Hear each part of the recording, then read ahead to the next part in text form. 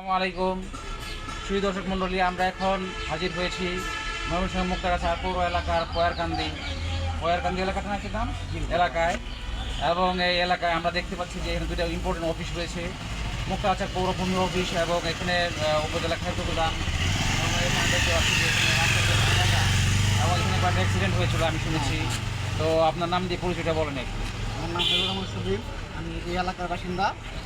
এখানে আপনার যে এলাকা পয়ারকান্দি মুক্তাগাছা, এখানে আপনি দেখতেছেন একটা ভূমি অফিস আছে আর একটা ইলেকট্রিক গুদাম। যে গর্তটা এটা অনেক দিন যাবত এখানে বৃষ্টির আগে ছিল এরকম ছিল।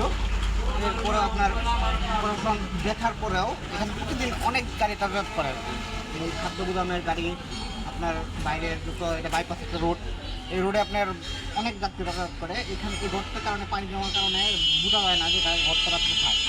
এখানে আপনার অনেক অ্যাক্সিডেন্ট হয়, প্রায় প্রতিদিনই একটা না একটা অ্যাক্সিডেন্ট হতেছে।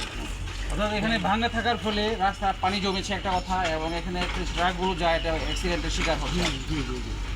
এখানে আপনার দেখেন যে অবস্থাটা, এখানে যে অবস্থা আছে অনেক আগে সংস্কার করার প্রয়োজন ছিল। হ্যাঁ, কিন্তু প্রশাসন এদিকে বৃষ্টি দেয় না। আর একটু হয় না পিছনে আপনার আবাসিক এলাকা মানুষজন যাতায়াত করে, সারাদিন আপনার এই একটু বৃষ্টি হলে এখানে হাঁটু পানি জমা হয় আর কি। আচ্ছা আচ্ছা আচ্ছা। তো এই কারণে এই অবস্থা এরকম এখানে গাড়িগুলো এসে দুর্ঘটনা পতিত হয়, অনেক ঘটনা ঘটেছে এখানে। হ্যাঁ, অনেক দুর্ঘটনা করছে এখানে।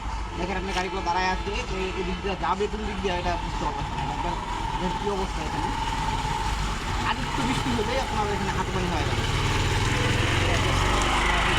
দুটো সংস্কার করছে, দুটো সংস্কার। আপনাকে অনেক ধন্যবাদ। তো শুধু দর্শক মণ্ডলী, আমরা দেখতে পাচ্ছি যে ময়মনসিংহের মুক্তাগাছা উপজেলার পয়ারকান্দি এলাকা, এখানে একটা ইম্পর্টেন্ট রাস্তা এবং এটা পৌরসভার ভিতরে অবস্থিত। এবং আমরা দেখতে পাচ্ছি যে এখানে মুক্তাগাছা পৌরভূমি অফিস এবং এখানে পাশাপাশি এখানে উপজেলা খাদ্য গুদাম অবস্থিত হওয়ার ফলে এখানে যে গুদামের গাড়িগুলো এবং এই যে রাস্তায় গাড়ি চলাফেরা করছে, মানুষের অনেক সমস্যা হচ্ছে। এবং আমাদের মিডিয়ার মাধ্যমে আমরা উপযুক্ত কর্তৃপক্ষকে জানাতে চাই যে আপনারা দ্রুত এই রাস্তাটি মেরামতের উদ্যোগ নিন এবং দুর্ভোগ কমাতে সহায়তা করুন। আসসালামু আলাইকুম। মোহাম্মদ ইমরুল হাসান, মুক্তাগাছা, ময়মনসিংহ।